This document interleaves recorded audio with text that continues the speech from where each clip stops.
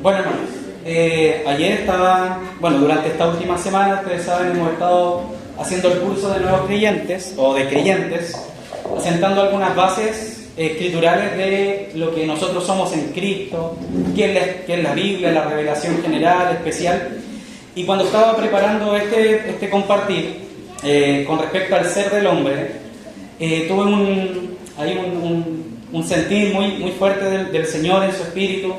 Estuve estos días meditando si compartirlo online o compartirlo acá. Y bueno, el Señor me empujaba a que lo compartiéramos juntos, ya, sacarlo del online y traerlo acá.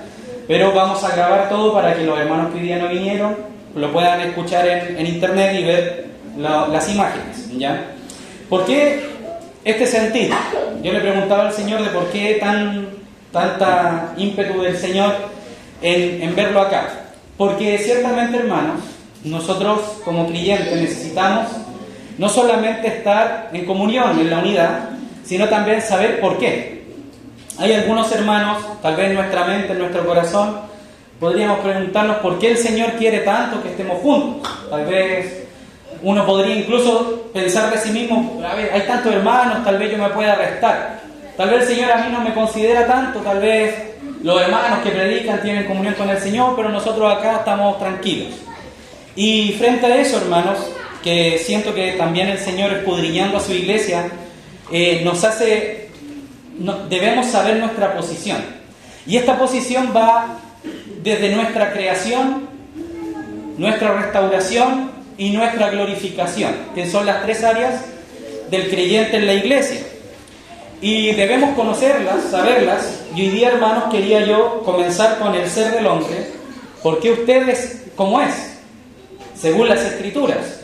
Porque cuando usted nació, se le dio un cuerpo, se le dio un alma, se le dio un espíritu. ¿Por qué usted tiene esas tres partes en su ser? ¿Y para qué? ¿Cuál es el fin, el propósito? Y teniendo esta respuesta desde las Escrituras y con la ayuda del Señor, también poder establecer y ver su futuro.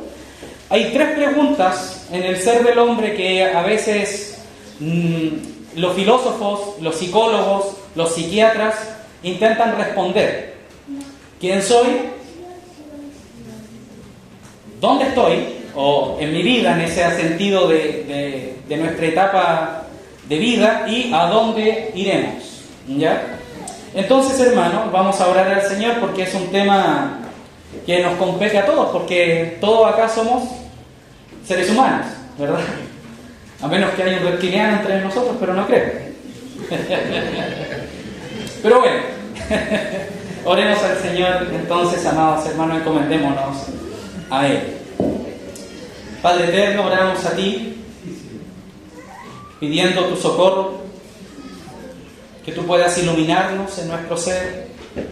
Hoy en día, Señor, tenemos tantos jóvenes, tantos adultos con depresiones, buscando una explicación a su vida, buscando el propósito de su vida, que tal vez al alcanzar ciertas cosas en esta tierra, nuestra alma y el deseo de nuestro corazón no llenan, no alcanzan a llenar, y comenzamos a buscar otras cosas afuera, y no encontramos nada con que llenar el vacío de nuestro corazón.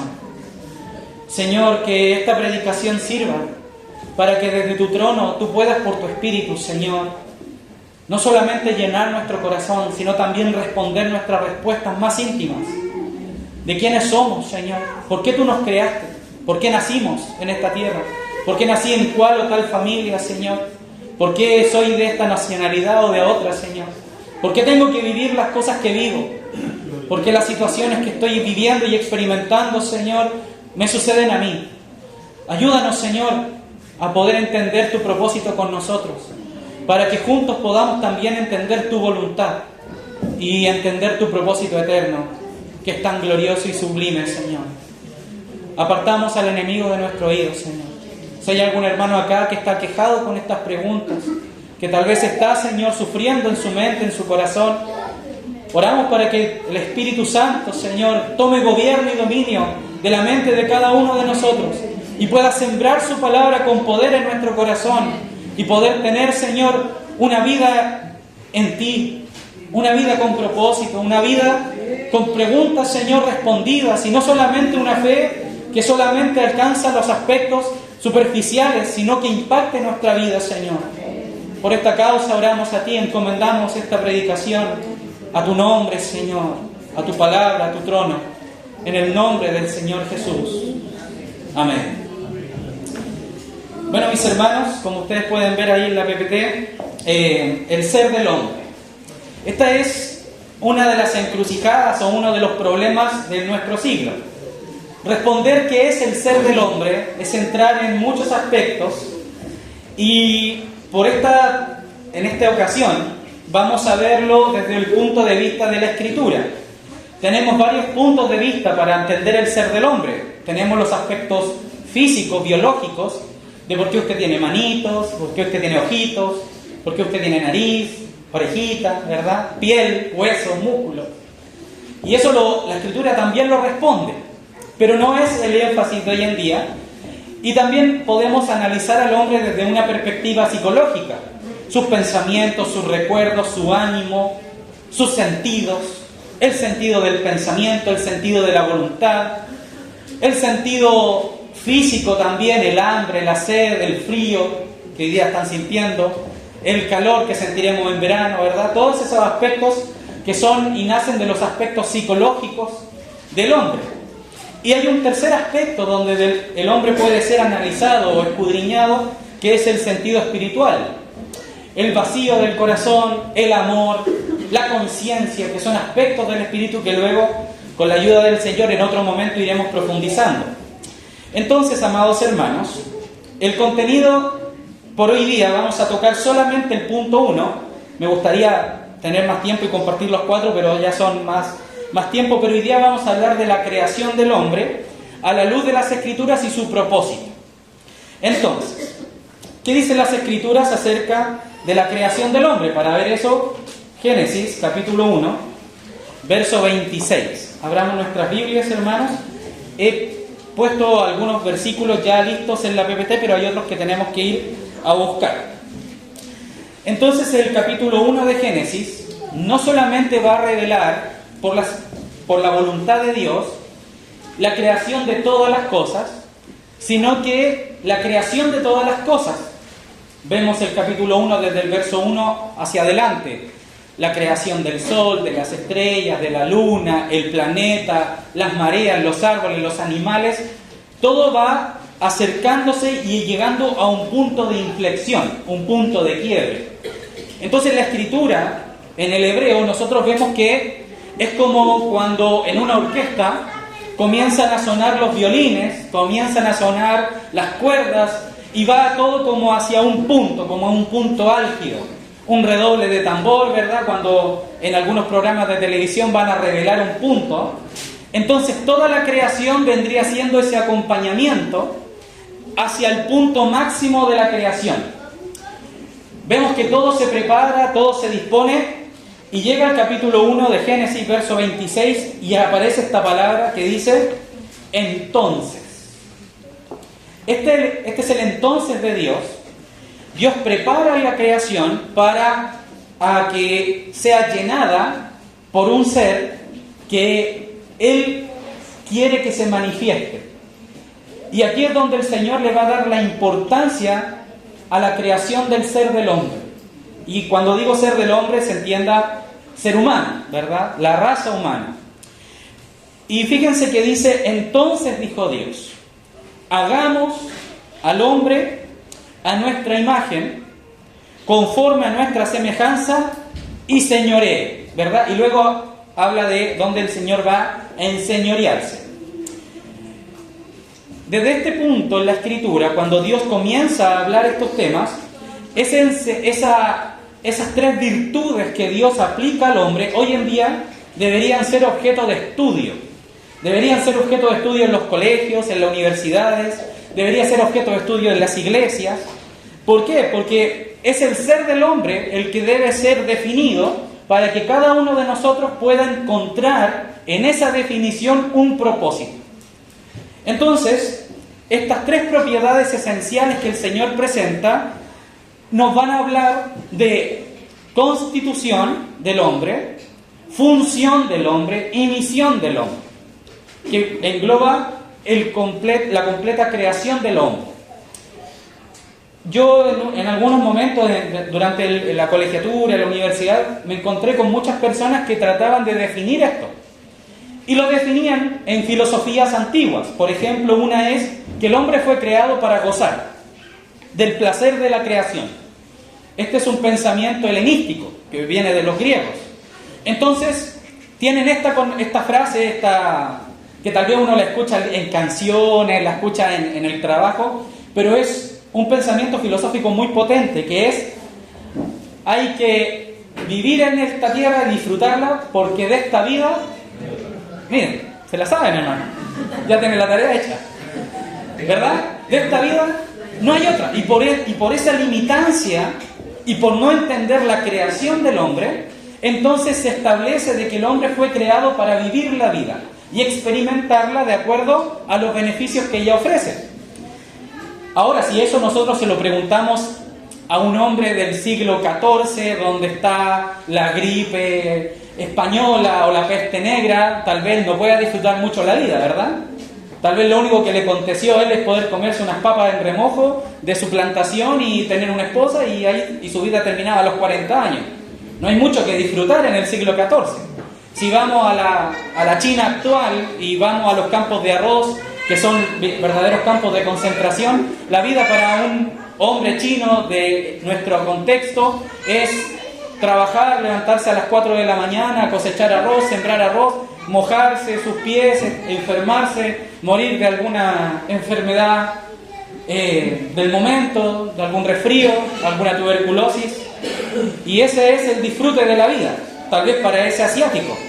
Si vamos a la India contemporánea, a las calles de la India, y vemos a un niño donde sus padres murieron de sífilis o de alguna hepatitis por causa de la contaminación alimentaria o por causa de la contaminación del agua, la vida de ese joven tal vez va a durar, ¿cuánto? 15 años, 20 años, y eso va a ser vivir la vida.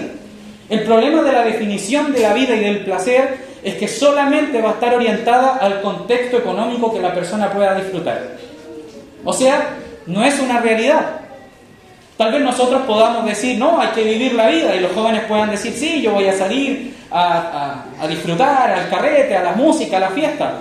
Pero el problema es que si usted lo establece de esa manera, eso es porque sus padres le han dado la oportunidad de vivir la vida, porque tienen una casa en la cual estar, calentito en invierno, con un ventilador en verano, un heladito de postre. Son cosas que usted va a poder disfrutar en base a lo que otros han hecho. Pero hay otros que no tienen esa situación. Nuestros padres, nuestros abuelos, tal vez en un Chile en medio del golpe, ¿verdad?, o en medio de problemas económicos, no pudieron disfrutar la vida. Entonces las filosofías empiezan a decaer, porque no es una filosofía de vida, sino que es una filosofía basada en un contexto económico. Y este es el problema, hermanos, que una verdadera filosofía, nuestra verdadera filosofía, amados hermanos, es el Evangelio de Jesucristo. Se debe poder experimentar y alcanzar a todo hombre en cualquier lugar donde él esté. Sea en un campo de concentración, como vivía nuestro hermano Watchman Nee por casi 15 años, o sea en una libertad como la que nosotros tenemos hoy en día para estar en comunión con el Señor. Esa es una verdadera filosofía. Ahora bien, el Señor establece 3 propiedades esenciales en la creación del hombre. Hagamos al hombre a nuestra imagen, conforme a nuestra semejanza, y señoree. Entonces, si usted puede subrayar su Biblia y quiere, podría marcar ahí la palabra imagen, la palabra semejanza y la palabra señoree, o en su sustantivo, ¿verdad?, señorío. Y debemos nosotros explicar entonces qué es cada uno de estos puntos a la luz de la Escritura. La palabra imagen que aparece acá, cuando dice, entonces dijo Dios, hagamos al hombre a nuestra imagen, debemos entender 3 aspectos. El primero es que Dios no dijo, hagamos una imagen, como si se tratara de algo no conocido, de algo externo, de algo que no está especificado. No dijo a mi imagen, como si se tratara de que hay una conciencia de Dios que Él va a establecer algo de una manera robótica, establecida, como diciendo, Él va a ser como yo quiero que yo, como yo soy y como quiero que Él sea. Como una obligación. Como cuando los niños toman una imagen de un animal, ¿verdad? En un dibujo le ponen un papel de calco, no sé si todavía se ocupa eso, hermano, ahora se imprime todo, pero antiguamente se ocupaba una hoja translúcida, se ponía sobre el dibujo y uno con un lápiz lo redibujaba, ¿verdad? Eso es calcar, una imagen de calco. Entonces Dios nos dice mi imagen, hagamos al hombre a mi imagen, como Él calcándose en el ser del hombre. Pero sí dijo nuestra imagen. Y aquí hay varios puntos que me gustaría que yo sé que algunos ya los conocen, pero si no los conocen, ponga atención. La palabra nuestra es una palabra en plural. Por ende, nosotros cuando leemos esa palabra, encontramos que detrás de esa pluralidad hay un consejo divino. Hay un consejo de Dios que está determinando la creación del hombre. Y este consejo, después en la Escritura se revela que está constituido por 3 seres divinos: el Padre, el Hijo y el Espíritu Santo. Entonces, cuando Dios va a crear al hombre, se determinan exactamente las medidas del hombre, cómo debe ser constituido un hombre, hablando de la raza humana, y cómo va a ser la funcionalidad de él. Y ese consejo divino no solamente determina, sino que va a llevar a cabo este proceso. Ahora bien, ¿cuál es la imagen de Dios entonces? ¿Verdad? Para poder nosotros determinar cuál es nuestra imagen, debemos encontrar nuestra imagen en la imagen de Dios, porque somos hechos a imagen de Él. Cuando el hombre vive sin Cristo, vive sin Dios, él no va a tener una imagen, porque no tiene cómo validar y entenderse si no es alumbrado por la luz del Evangelio. Por eso usted ve, y por eso se sufre hoy en día, de que jóvenes, niños, adultos, mujeres adultas, ancianos, no entienden el propósito por el cual existen, porque no tienen una imagen a la cual mirar. ¿Se entiende, hermanos, por ahí? ¿Vamos bien? Si hay alguna pregunta, al final igual podemos hacer una ronda de preguntas y respuestas. La imagen nos permite a nosotros entendernos, nos permite a nosotros comprender el propósito por el cual fui hecho. Nos permite, por ejemplo, saber cuáles son mis límites y cuáles son mis deberes. Le permite a usted conocer, hermano, y me permite a mí entender por qué soy padre de familia, por qué soy hijo, por qué soy tío, por qué soy abuelo. Porque esa imagen que es en el conocimiento de Dios y va a manifestarse y a revelarse, nos va a entregar la plenitud del ser del hombre. Una vez un joven me preguntó, se me acercó, estábamos bautizando, y me dijo: hermano, yo tengo una inquietud.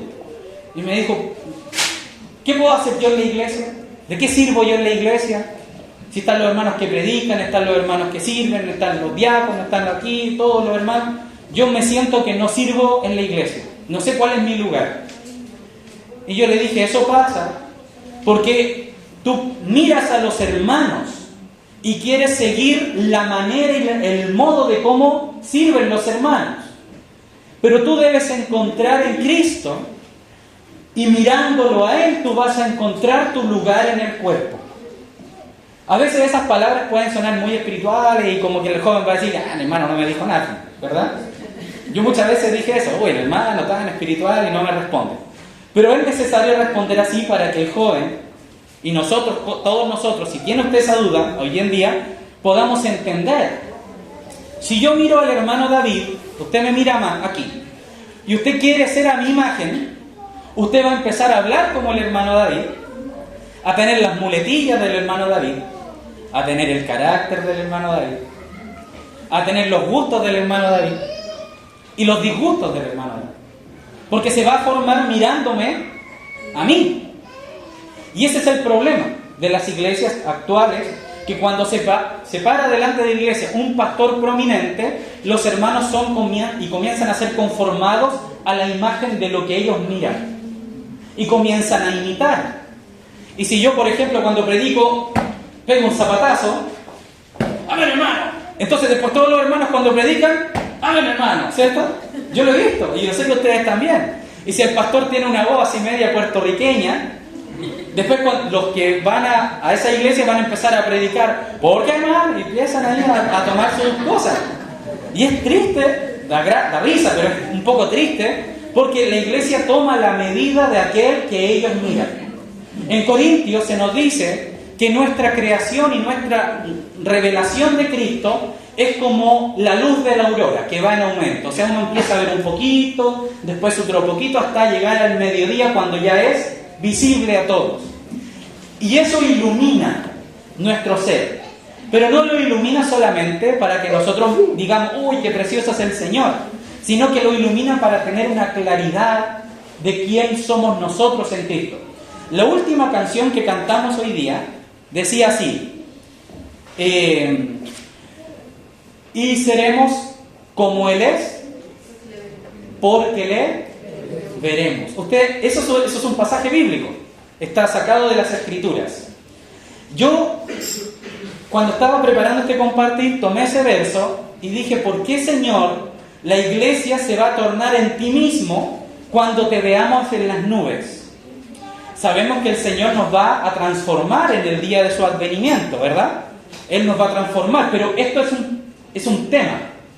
Porque no es solamente que el Señor nos va a transformar porque sí, sino que es en base a porque le veremos.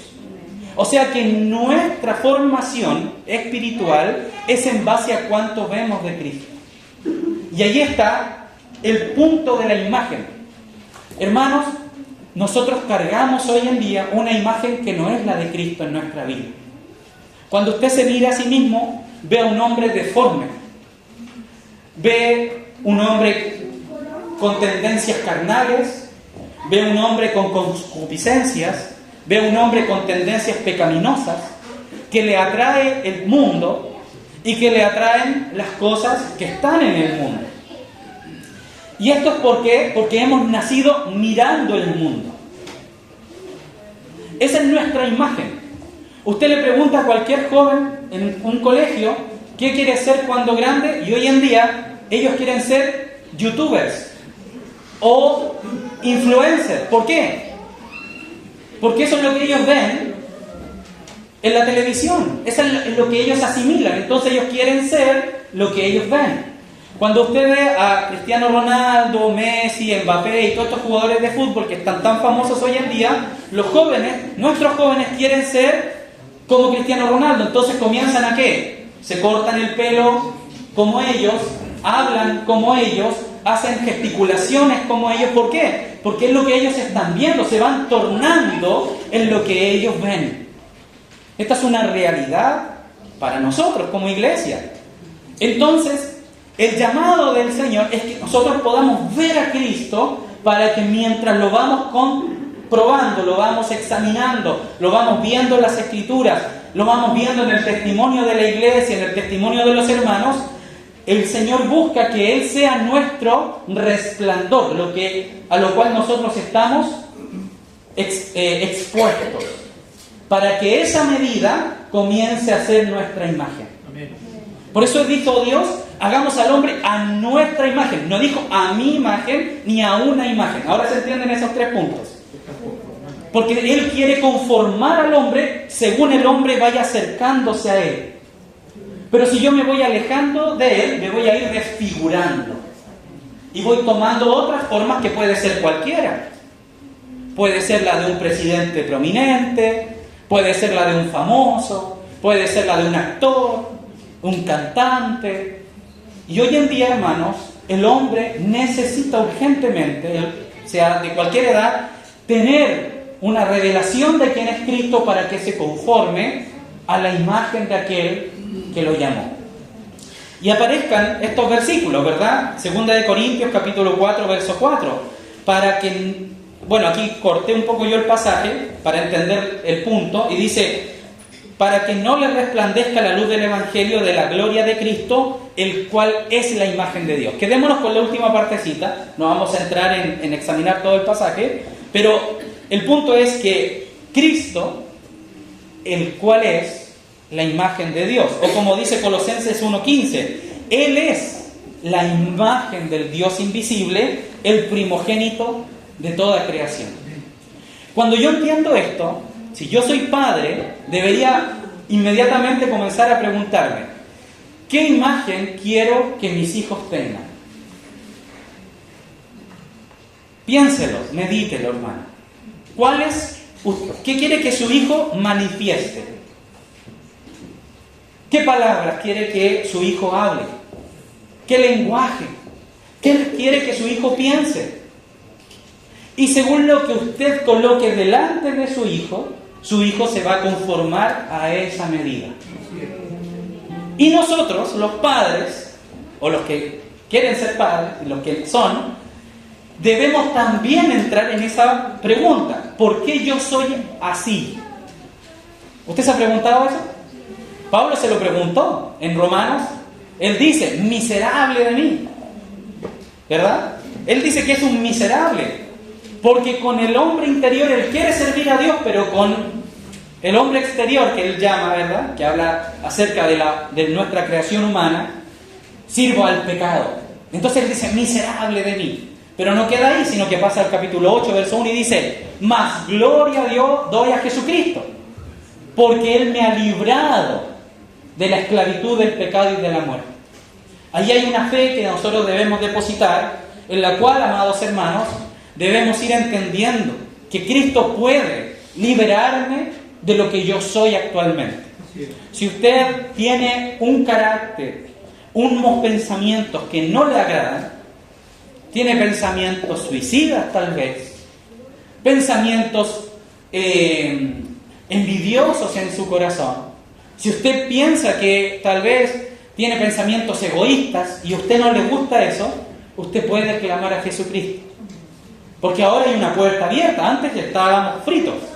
No había salida a esa necesidad. Pero ahora en Cristo usted puede. Pero Dios lo deja ahí, como una voluntad de Dios. ¿Sí? Yo te salvo, pero ahora veamos qué imagen quieres llevar tú.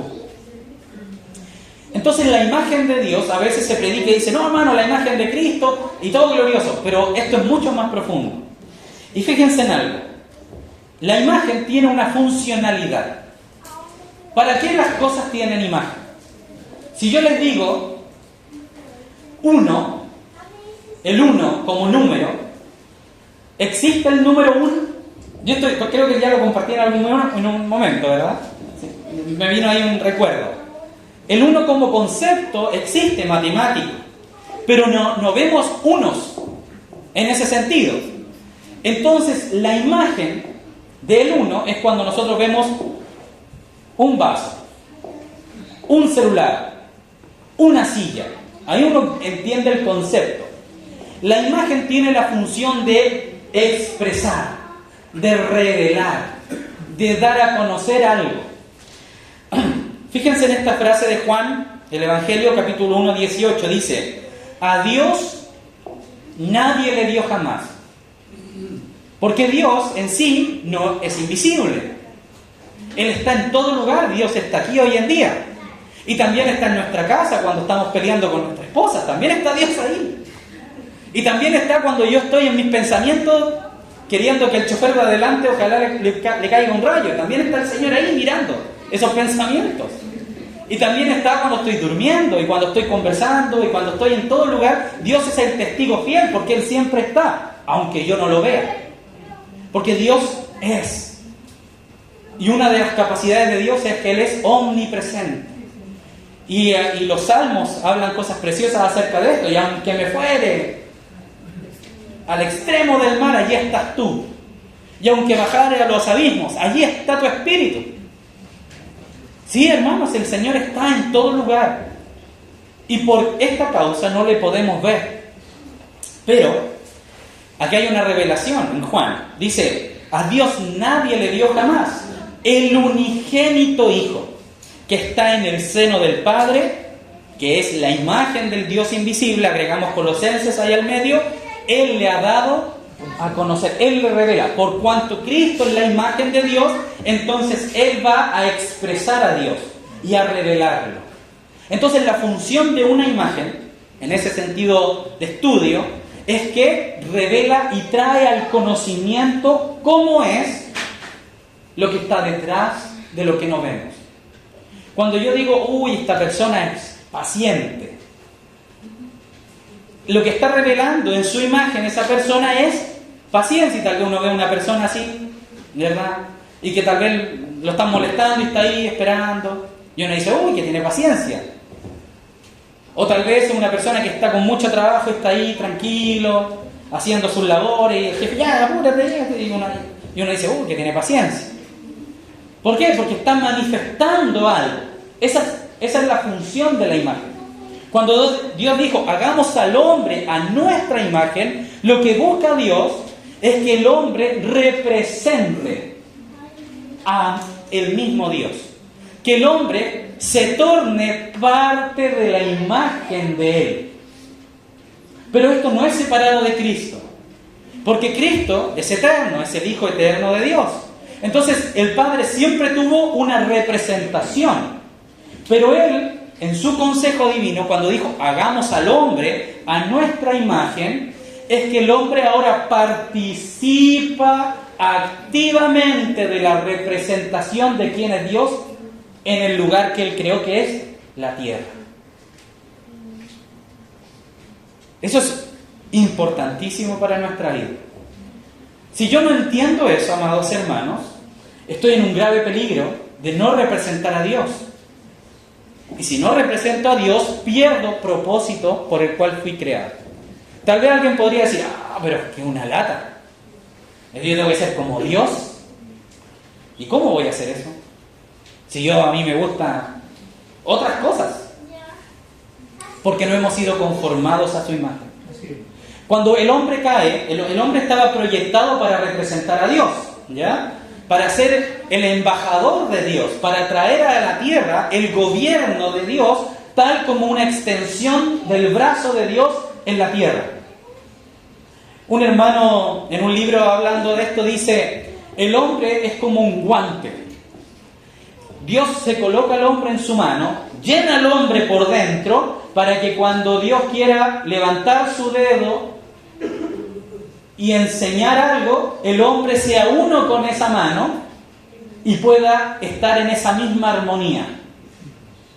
Y si Dios quiere golpear la mesa, no diga al hombre, no quiero yo golpear la mesa, sino que vaya ahí juntamente con Cristo, golpea la mesa. Pero si Dios quiere acariciar y consolar, sea el hombre en una sola unidad con el Espíritu de Dios, siendo lleno del Espíritu de Dios, y pueda consolar así como Dios fuese el mismo consolando. O sea que el hombre, cuando nosotros vemos a Pablo en una revelación muy impresionante que tiene el apóstol, y él dice, porque la iglesia es el cuerpo de Cristo, él no lo saca porque a él se le ocurrió de la nada, él lo sacó de acá, de Génesis 1:26, entendiendo que el hombre es la imagen de Dios y por ende es la extensión de la voluntad también de Dios. Pero para que esto ocurra, el hombre tiene que estar en comunión con Dios. Si no está en comunión con Dios, es como un guante en el closet. ¿De qué sirve? Salgo al frío, se me olvidaron los guantes en la mañana cuando están los autos ahí escarchados, y uno va a pasar la mano por el hielo para poder ver, y le echa agua, sal y todos los temas, pero hay que pasar algo, y uno busca un trapo y no hay nada, y la mano, y la mano ahí duele, ¿verdad? Y uno dice, debería haber traído el guante, pero el guante en el closet no sirve de nada. Así también somos nosotros. Si nuestra vida está sin Dios, nos volvemos vanos, sin ningún propósito.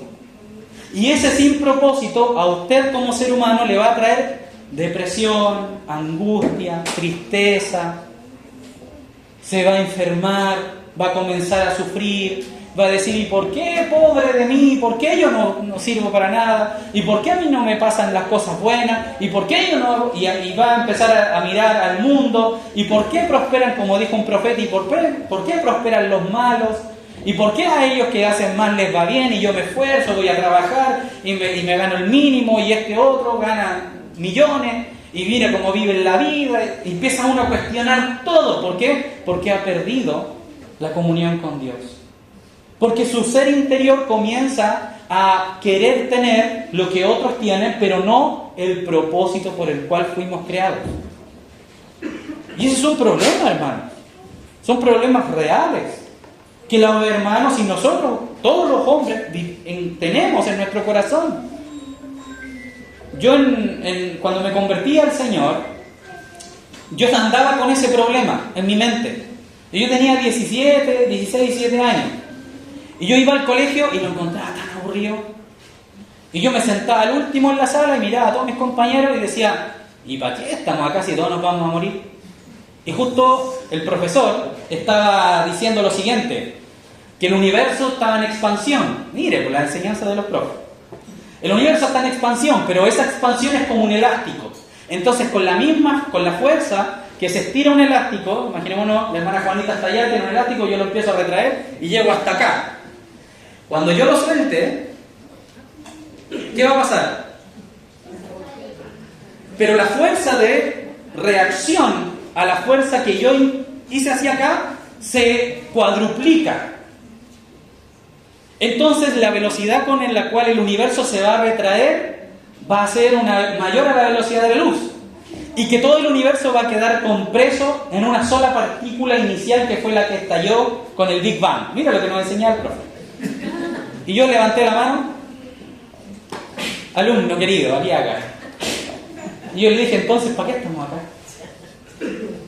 Y me queda mirando el profesor. ¿Cómo?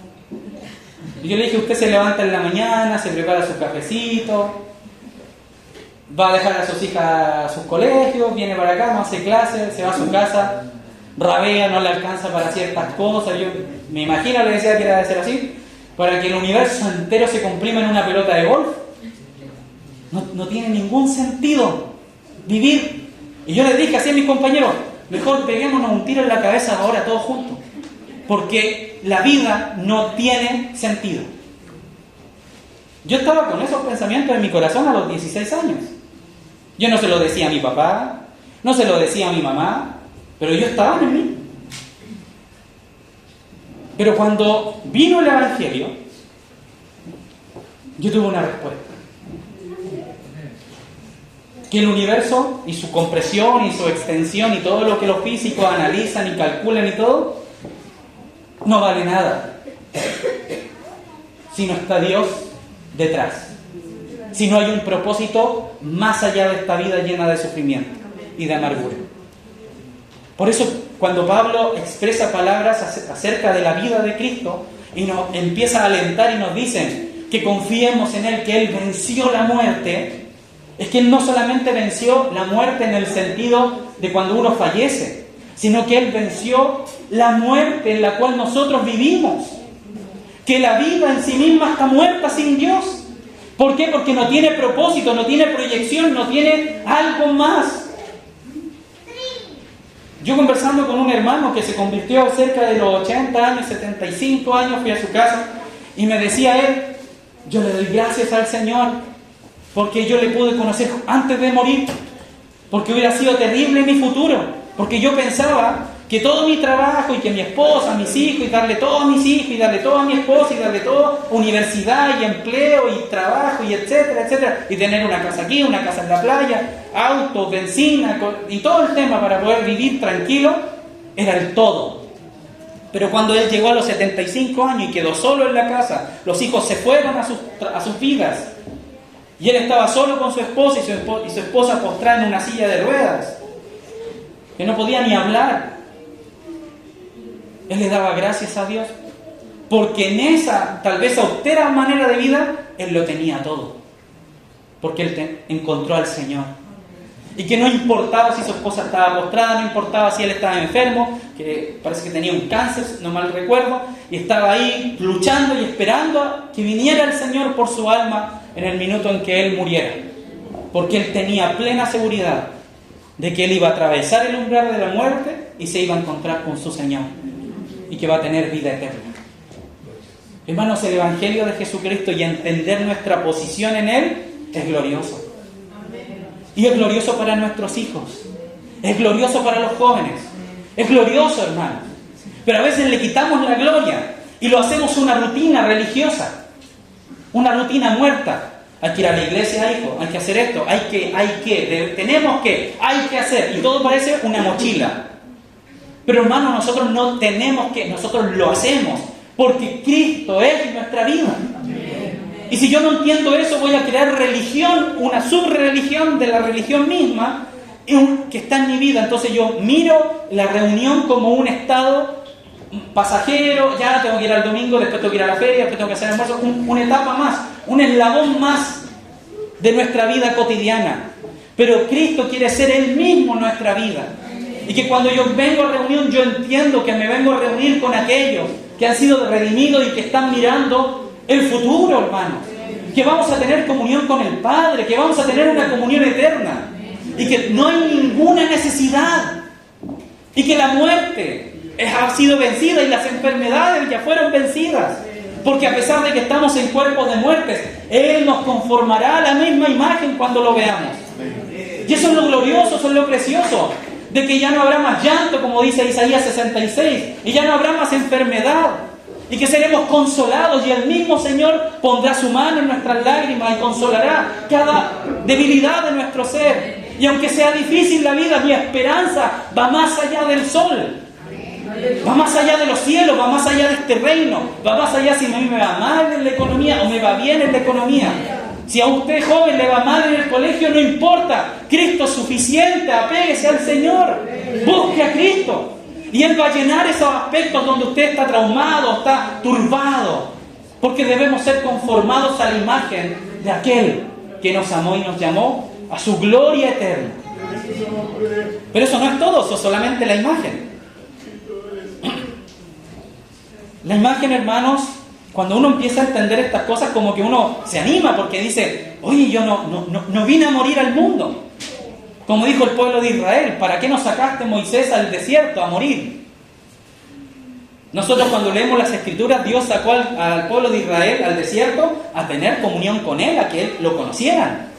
¿Y cómo lo iban a conocer? Lo iban a experimentar por varios medios de vida. El primero era que cuando hacía frío en la noche, en un desierto, como los desiertos que hay en Europa y en Asia y en el África, no son los desiertos, no son los fríos que nosotros sentimos en las mañanas. Sin la ropa, sin la Lipi, sin las zapatillas Lipi, ¿verdad? La bolera North Face. No, ellos andaban con unas sábanas, por así decirlo, atrapados en un desierto.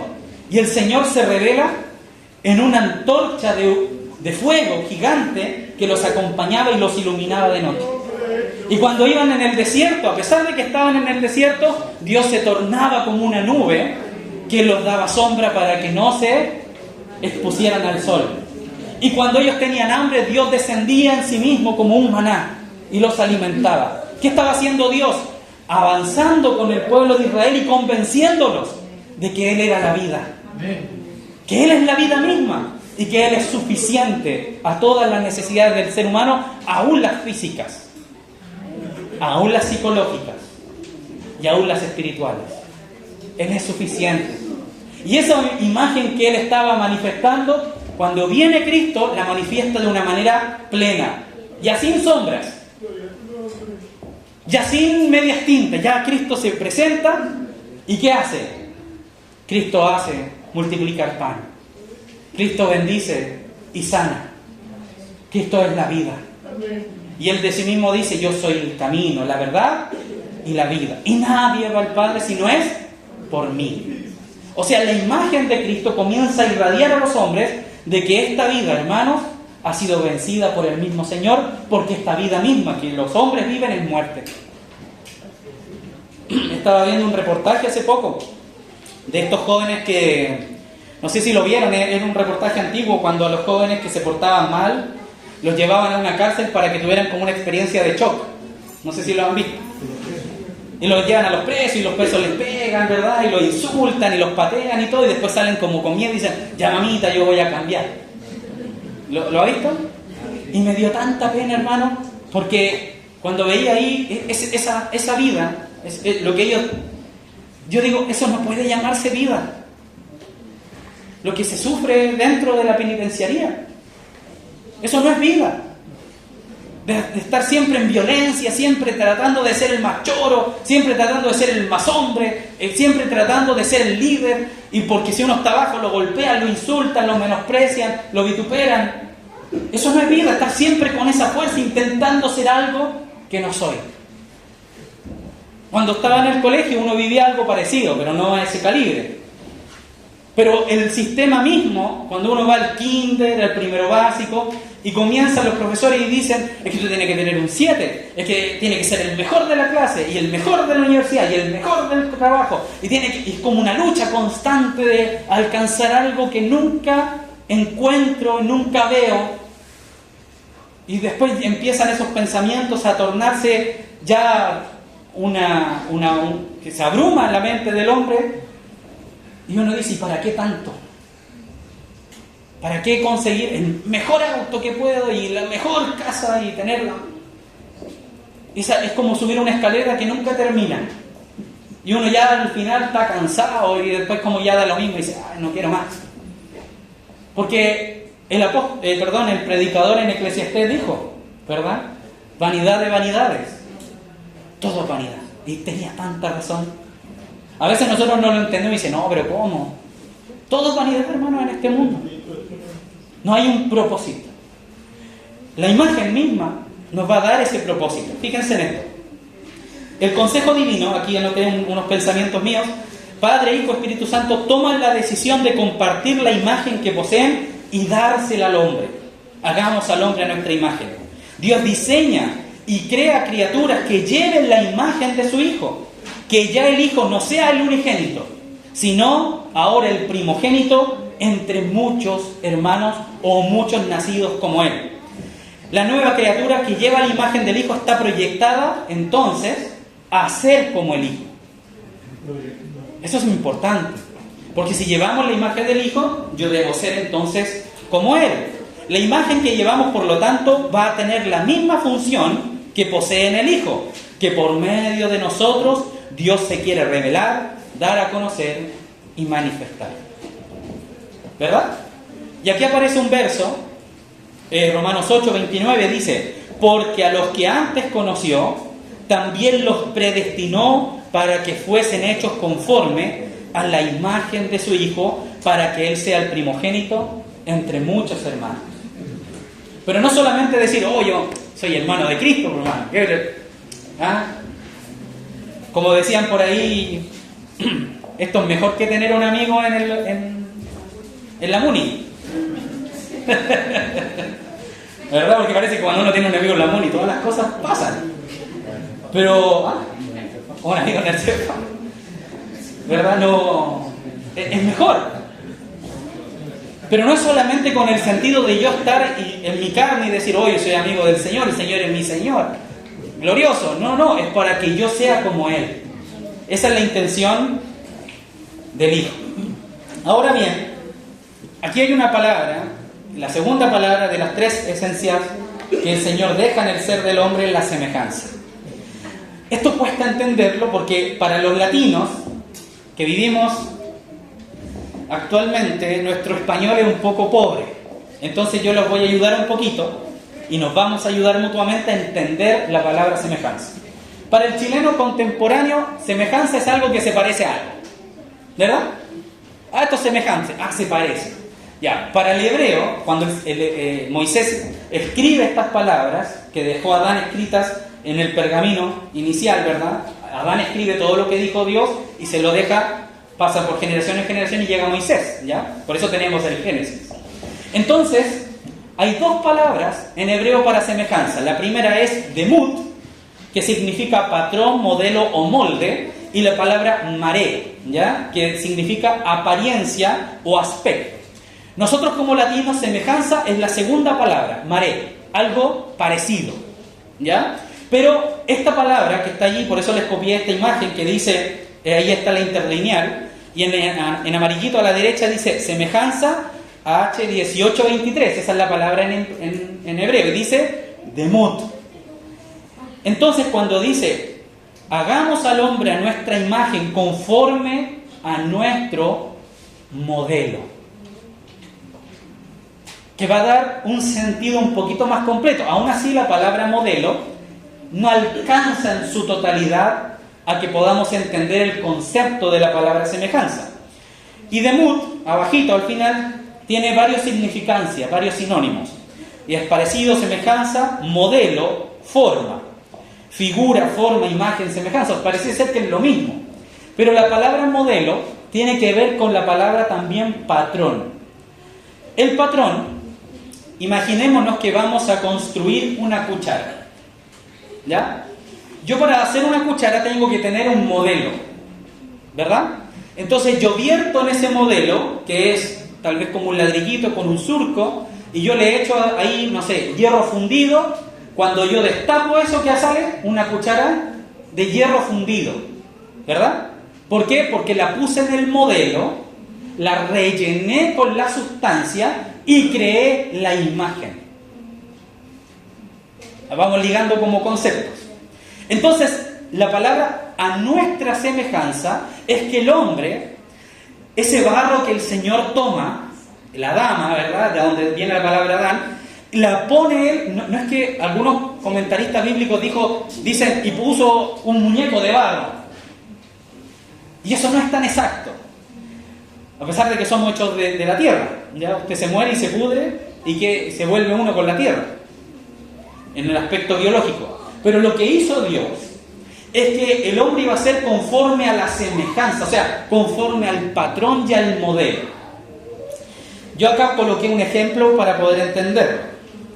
Podemos decir que la semejanza, patrón, modelo, molde, de algo es según su misión y función. Por lo tanto, la función de la semejanza, del concepto semejanza, es contener algo y dar cabida a Dios en una relación íntima para expresarlo. Sé que suena muy raro. Bueno, yo lo escribí y dije, ¿qué escribí? Pero es correcto, ya bíblicamente está bien, pero lo quiero interpretar de la siguiente manera. Yo aquí coloqué un ejemplo que se me ocurrió ayer. Se requiere un artefacto, imaginemos a todos se nos manda una misión. Se requiere un artefacto que permita cortar madera en varios trozos pequeños utilizando las manos. Eso es una función, algo, ¿verdad? Hay que hacer una obra, una misión. ¿Cómo lo vamos a llevar a cabo, hermanos? Vamos a crear una herramienta. Ahí yo coloqué una hachita, ¿verdad? Pero el hacha, para tener y llevar a cabo la misión que se le ha encomendado, tiene que tener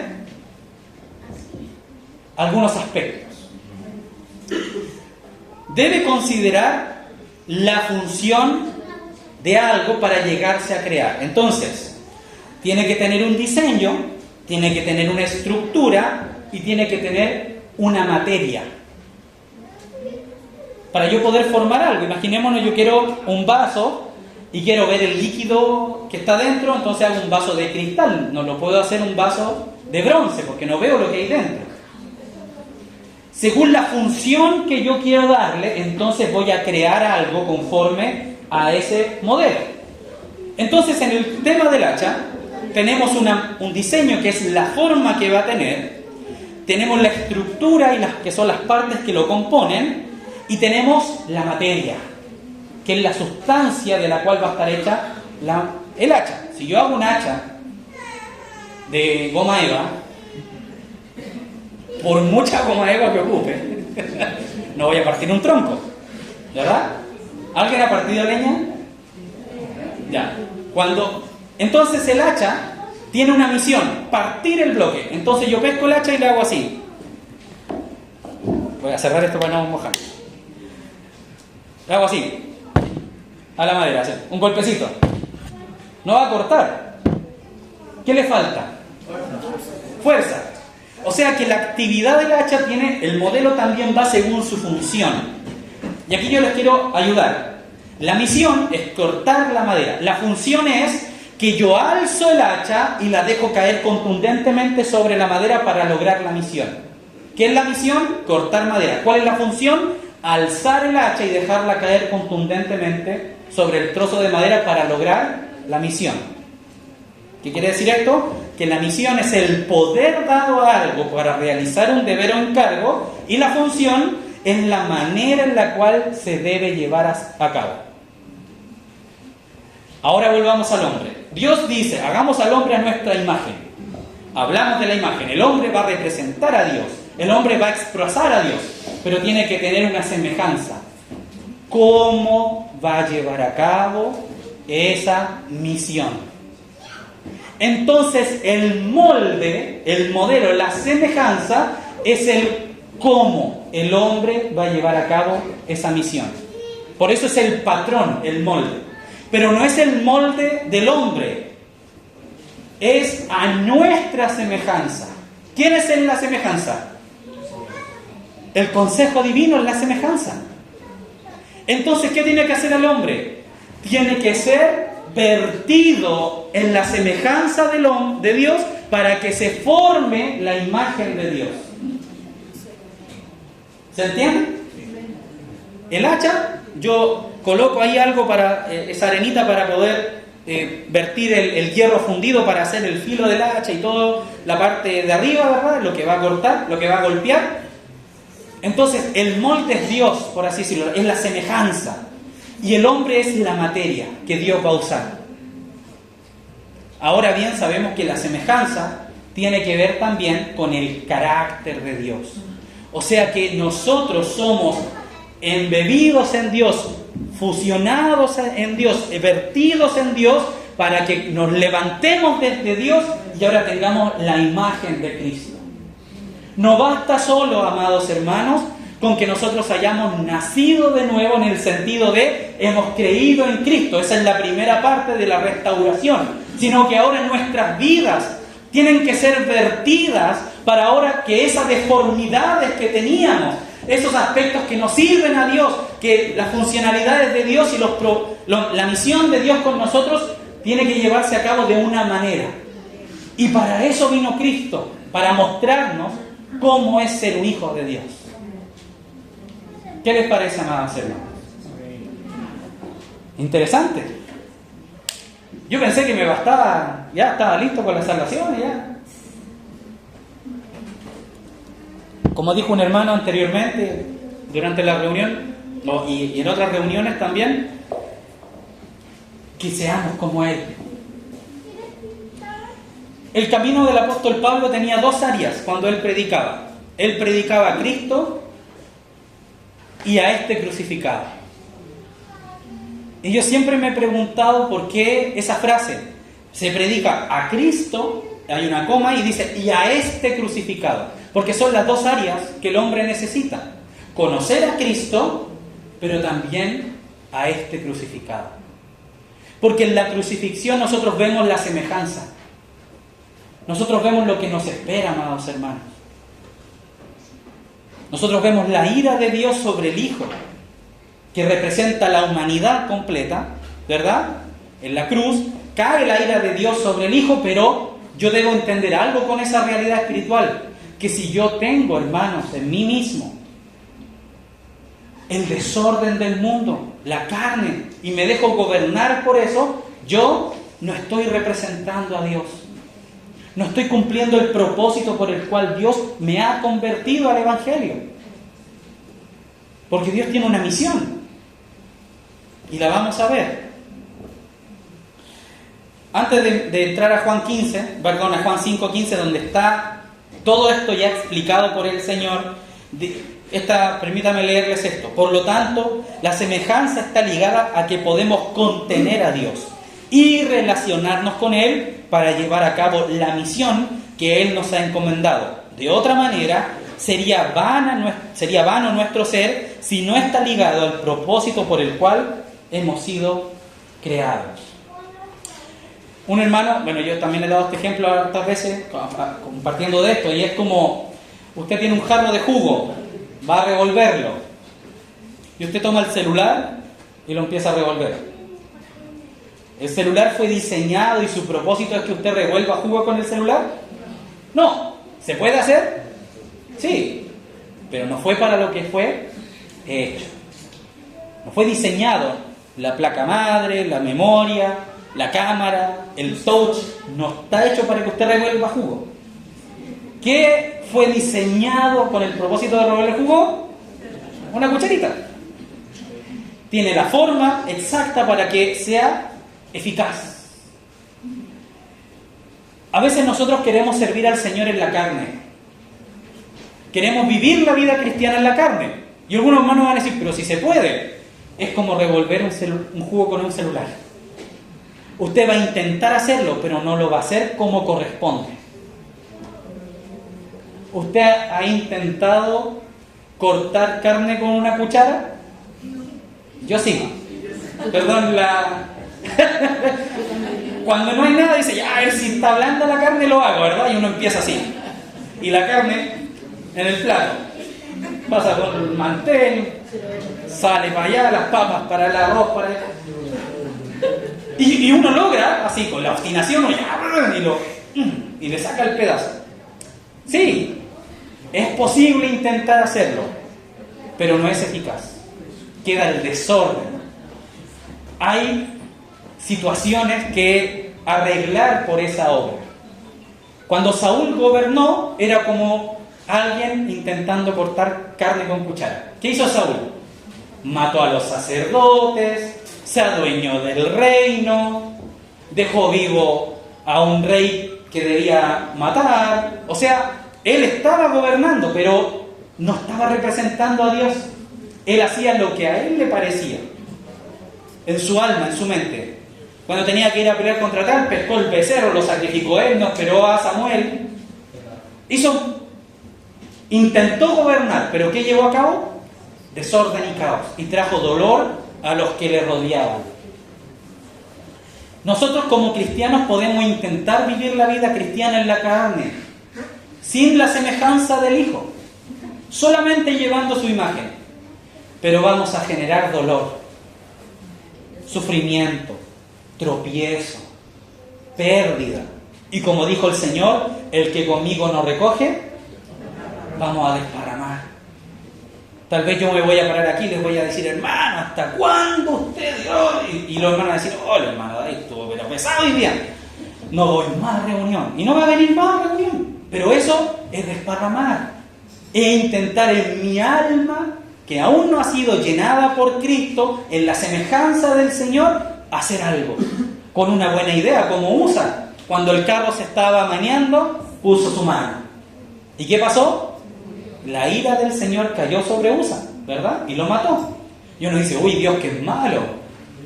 No, la maldad estaba en Usa. La justicia de Dios se llevó a cabo, porque Él, ¿qué dijo? Solo los sacerdotes pueden trasladar el arca. Ahí estaba la palabra del Señor, ya estaba explicado el cómo. Pero no, en su buena idea, Él dijo, a mí me tinca que la obra del Señor se hace así. A mí me tinca que los ancianos tienen que hacerlo así. A mí me tinca que los diáconos tienen que hacer así. Eso está mal.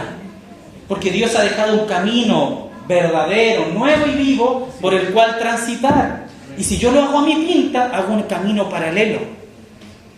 Y voy a generar y voy a dejar el caos para atrás. Voy a ser como un toro y voy a ir avanzando. Dale. Y sacando silla, hermanos, saltando para todos lados. Voy a dejar el desastre. ¿Y qué va a pasar? Voy a decir, ya, hice la obra de Dios. ¿Dónde está mi galardón, Señor? Nunca os conocí, apartados de mí, hacedor de maldad. Pero, Señor, en tu nombre, ahí se entiende, ¿verdad? En tu nombre hice esto. Sí, porque llevaste la imagen, pero no la semejanza. ¿Dónde está el hacedor de maldad allí? En que no llevó el carácter de Cristo. Sí, pudiste echar fuera demonios. Hermano, ¿quién ha echado fuera demonios? Tal vez poquito, tal vez en alguna ocasión ahí reprendiendo algo. Sí, es posible. Pero eso no valida que hayamos sido completamente conformados a la imagen del Hijo, en la imagen y en la semejanza. Señor, profeticé. Sí, me levanté un día y dije a la iglesia, el Señor dice, bla, bla, bla. Pero después le preguntan, hermano, ¿usted me podría enseñar? No, estoy ocupado. Y ahí la semejanza se fue a las pailas. No hay carácter de Cristo, no está la sustancia del Hijo en mí. Solamente llevé su imagen. Hicimos muchas sanidades. Claro, el Señor por misericordia te pudo haber ocupado para sacar al alivio de otra persona y oraste con fe. Pero eso no significa que la semejanza del Hijo esté en nosotros. Que hemos sido llenados como en el molde del Señor, nosotros vertidos en Él, para ahora levantarnos en novedad de vida y hacer la obra de Cristo como Él la ha estipulado. Él la ha llevado a cabo. Juan 5:15. Ánimo, hermanos, ánimo. Queda un puro punto que es el señorío y ya con la ayuda del Señor vamos finalizando. Juan 5. Son varios versos, así que los vamos a leer. Dice así. Vamos a leer del 19 para cortar un poco y les comento el contexto del capítulo 5. El capítulo 5 había un hombre que estaba enfermo. El Señor lo sana. ¿Qué pasa? Vienen los fariseos y le preguntan al que había sido sanado, ¿quién te sanó? ¿Verdad? ¿Y qué pasó? El hombre no sabía quién lo había sanado hasta que el Señor volvió a entrar en el lugar y dijo, Él me sanó. Y vamos a leer el 18. Por esto los judíos aún más procuraban matarle, porque no solo quebrantaba el día de reposo, sino que también decía que Dios era su propio Padre, haciéndose igual a Dios. ¿Ya? Aquí hay un tema de imagen y semejanza.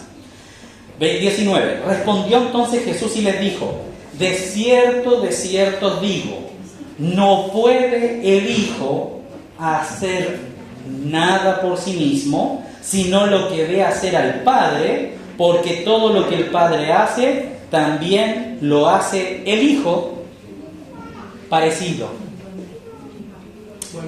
Sí, a veces le hago caso y otras veces no. Es igualmente en la semejanza. El problema es que para nosotros semejanza es algo que tiene aspectos, pero no es lo completo. Nosotros, como ahora hijos de Dios, deberíamos tomar este pasaje y empezar a asimilarlo. Y aquí la pregunta, ¿nosotros hacemos lo mismo que el Hijo igualmente? Fíjense en la primera parte. No puede el Hijo, y aquí ocupa este concepto bíblico que es abierto, o sea, el Hijo como concepto. ¿Cuántos hijos de Dios hay acá? Ninguno.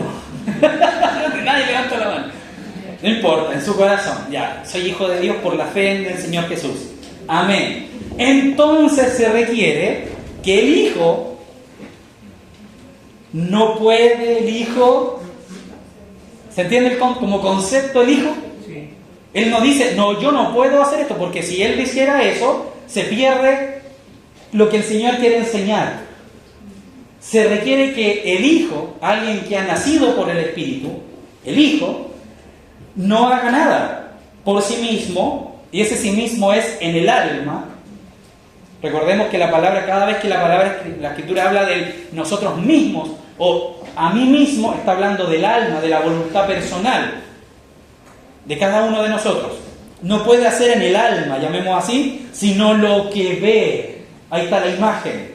Hacer al Padre, porque todo lo que el Padre hace, ahí está el modelo, la semejanza, también lo hace el Hijo igualmente, porque el Padre ama al Hijo y le muestra, le revela todas las cosas que Él hace, y mayores obras que ésta le mostrará, de modo que vosotros os maravilléis.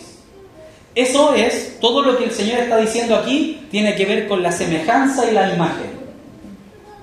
Hermanos, cuando la palabra dice que Dios nos hizo a su imagen y semejanza, eso tuvo una realidad en Adán, pero cuando Adán cae, se pierde la imagen y la semejanza. por causa de la caída. Y al perderse, el Señor tiene que restaurar. Y por eso ahora nosotros nacemos de nuevo. Y ya no nacemos de carne ni de voluntad de sangre, sino del Espíritu. Para que retomemos el modelo y retomemos la imagen. Y seamos nueva criatura en Cristo. Las cosas viejas pasaron, sí. Ya el primer nacimiento que tuvimos carnal, adiós. Nueva criatura es, las cosas viejas pasaron, he aquí. ¿En dónde? En Cristo, he aquí. No en el hombre viejo, no en Jacob, en Israel será glorificado. ¿Se acuerda de ese pasaje? He aquí, en Cristo, todas son hechas nuevas. Odres nuevos.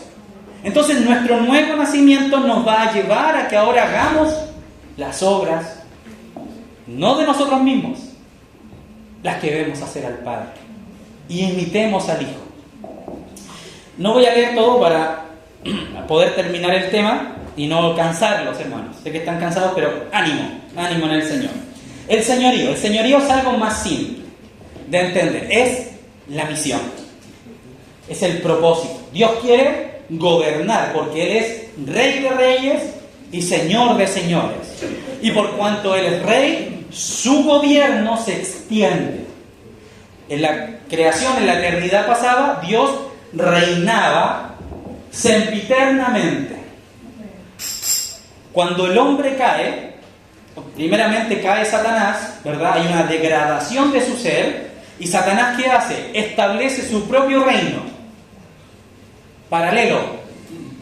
Me sentaré al lado del Altísimo, al lado, paralelo, y pondré mi trono. Y lo hizo el muchacho.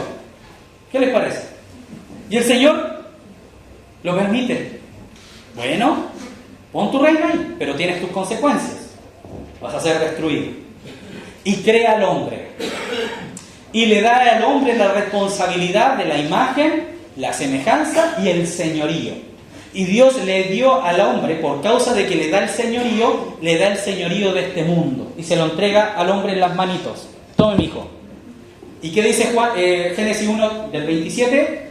Sobre los peces del mar, las bestias de la tierra y sobre todo lo que anda en el mundo.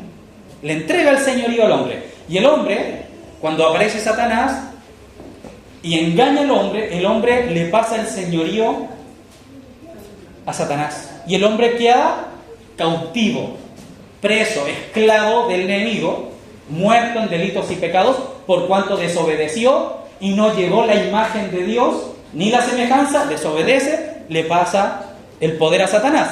Y el Señor mismo dice, por su Espíritu, que el mundo entero está bajo el maligno. Estamos hilando versículos, para ir entendiendo el concepto completo. Le pasa el gobierno, ¿verdad? Y Satanás dice, el mundo entero está bajo el maligno. Y el enemigo se presenta delante de Jesús y le dice, todos los reinos de este mundo te daré si postrado me adorases. Que es lo que hizo Adán. Y el Señor le dice, bueno, es maravilloso, escrito está, solo al Señor adorarás y al solo servirás. ¿Hermano igual? Ahora vamos a entender pasajes como este que dice que el que es vencido por alguien es hecho esclavo de aquel que lo venció. Pablo le pide de esa forma. Y le escribe a la iglesia con respecto a Satanás. Fuimos hechos esclavos de Satanás por la caída. Exacto. Y nacemos esclavos. Y generación en generación. Viene Cristo, restaura al hombre, lo levanta en sí mismo. O sea, se fusiona con el hombre, lo abraza en un abrazo eterno. Hay algunos comentaristas bíblicos que son muy poéticos y dicen que el Señor bajó al hombre así como en un rescate, abraza al hombre lleno de barro, lleno de suciedad y lo levanta y lo lleva a la eternidad. Precioso, ¿verdad? Pero eso tiene un propósito. Lo levanta para que el hombre sea reincorporado a su función, gobernar. Entonces, ¿qué hace? El hombre ahora, por medio de Cristo, o en Cristo, que es la restauración, como iglesia local, como iglesia universal, entonces ahora volvemos a tener el dominio de este lugar. pero en Cristo. No es que yo voy a salir a predicar, hermano, y lo voy a hacer a mi pinta. No. Guiados por el Espíritu, en unidad con el Señor, ¿verdad? Cada uno ligado al Señor y ligados unos a otros en un solo cuerpo. Entonces el Señor nos restaura, nos pone en Cristo. Amén, aleluya. Nos levanta en Él, somos restituidos. ¿Y qué pasa? Viene el señorío nuevamente, la responsabilidad. ¿Qué tenemos que hacer como iglesia ahora, amados hermanos? El señorío es parte de la creación del hombre, ya que es el propósito, misión y función por el cual fue diseñado y creado. Sin este señorío el hombre no tendría propósito existencial de ser y vendría a ser vana su existencia. Vamos a avanzar un poquito. Verso 27 de Génesis 1. Leámoslo ahí en la PPT para que no perdamos el tiempo en ir a buscar. Dice: y los bendijo Dios y les dijo, aquí está la función ahora, ¿cómo se gobierna? Fructificad y multiplicaos, llenad la tierra y sojuzgadla y señoread en los peces del mar, en las aves de los cielos y en todas las bestias que se mueven sobre la tierra. Ahora, si esto lo llevamos al aspecto espiritual o al aspecto de la iglesia, la fructificación tiene que ver con que el fruto sea maduro. Eso es fructificar. La multiplicación tiene que ver con que hayan varias manzanitas en el árbol. Que no sea una familia ahí en Longotoma, no sé, en una región ahí solita. Aquí estamos perseverando con la iglesia y somos dos. No. Fructificar es que sean maduros y multiplicados es que sean varios. Que el reino del Señor, el gobierno de la iglesia en la localidad, sea fructífero y multiplicado. Y luego dice: llenad la tierra. Ahí Pablo fue muy fiel en esta palabra. Él llenó todo lugar con el conocimiento de Cristo. Donde iba él predicaba, ¿verdad? Sojuzgadla. O sea, que el dominio de la localidad esté bajo la autoridad de Dios. Que es lo que pasó en algunas localidades de Chile en los años con los avivamientos. Eso es sojuzgar. Se cerraban las cárceles, se cerraban los bares, se cerraban las cantinas. ¿Por qué? Porque había llegado el Evangelio. Empezaban las huestes espirituales a huir. Y el que tenía el juicio en ese lugar era el Señor por medio de su iglesia. Por eso los avivamientos existen. Porque están en esa etapa. Sojuzgando la tierra y señorear. No cada uno en lo particular, yo vengo aquí y me va a tomar la parcela, no, ¿verdad? Con respecto a lo espiritual. A que mi familia sea una familia de Dios. Y si tengo primos, llevarlos al Señor. Y si tengo hermanos, llevarlos a Cristo. Orar por ellos. Para que ellos sean alcanzados por el gobierno de Cristo. En el señorío, ¿qué encontramos? Propósito de nuestra creación, por lo tanto, el quién soy, ¿quién somos en Cristo, hermanos? Una nueva creación. Somos uno con el Señor. El Señor nos ha compartido su imagen y semejanza para ser uno con Él. O sea, somos parte de Dios. ¿Por qué lo somos? Porque es la voluntad de nuestro Padre de reunir todas las cosas en Cristo. ¿A dónde vamos? Al reino de Cristo. Estamos en Él, sentados juntamente en lugares celestiales, juntamente con Cristo. Ahí estamos. La voluntad de Dios, claro, porque es la voluntad de nuestro Padre reunir las cosas en Cristo, pero no solamente en Él, sino también expandir ese reino. La obra de Dios. Y la obra de Dios se compone de 3 o de 4 grandes áreas, ¿verdad? La caída, que es restaurada, con la salvación, el gobierno de Dios durante este periodo, hasta que el Señor venga y luego la eternidad. No vamos a leer los versos que están aquí porque ya nos pasamos de la hora, pero sí, hermanos, un poquito, aguántenme un minutito más en Génesis 12:1. No lo vayamos a buscar, yo se los leo, no se preocupen. Rápidamente vamos a leer. Ánimo, hermanos, ánimo.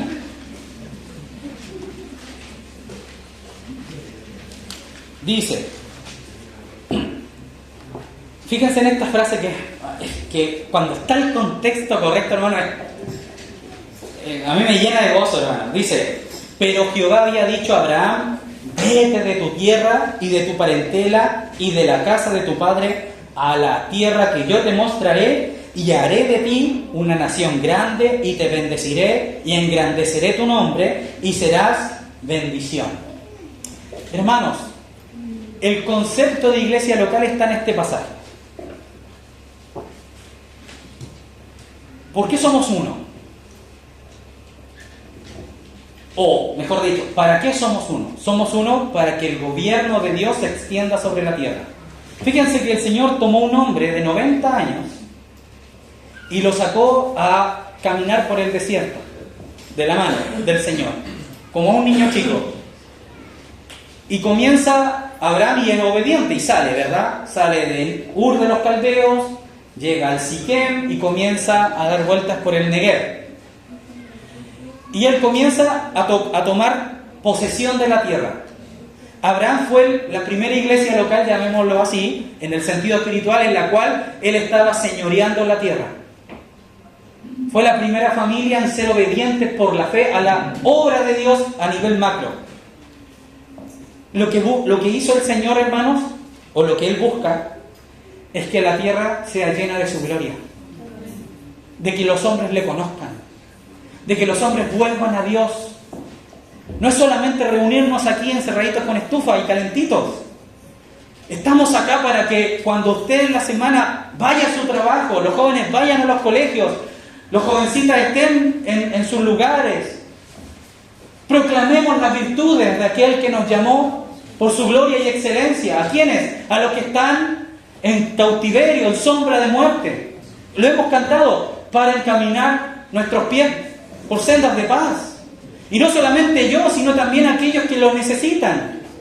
Que esto sea predicado, anunciado y creído en el mundo. Porque ciertamente, hermanos, si estuviéramos nosotros aquí solitos todas las reuniones y eso, no estaríamos haciendo la obra del Señor. Que no solamente la iglesia está llamada a reunirse, sino también a su misión final, que es expandir el reino de Dios por la tierra. Abraham empezó solito, salió con su esposa y con su sobrino.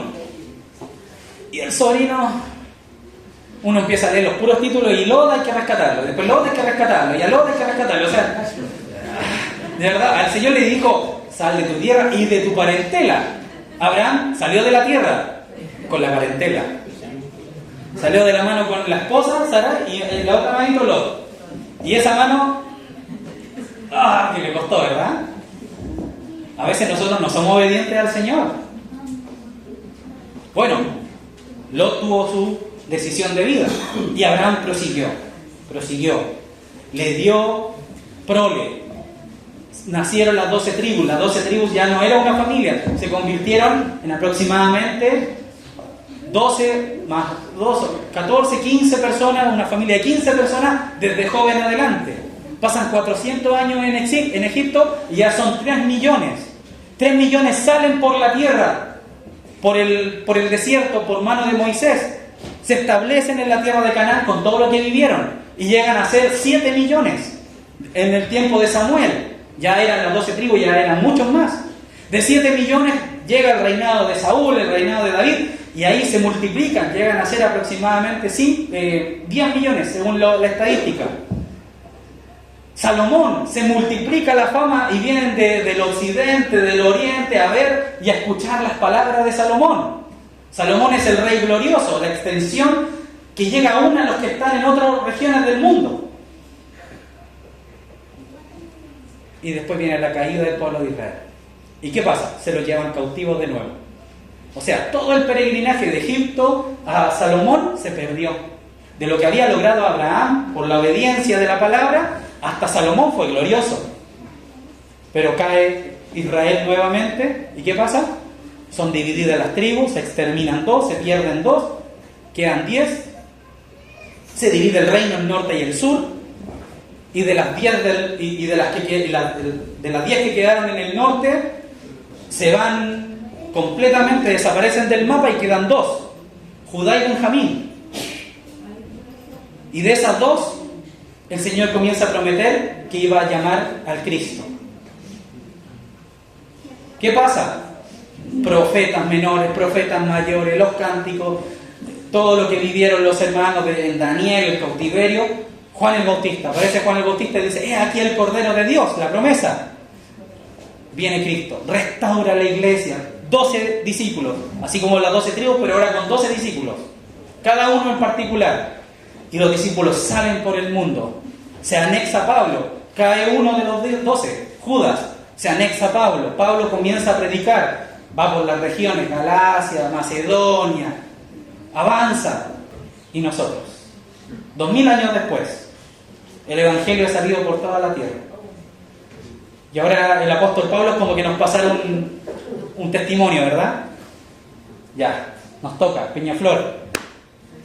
¿Qué va a hacer Peñaflor? Encomendarnos al Señor, llevar su imagen, ser conformados a su semejanza y hacer la obra de Dios.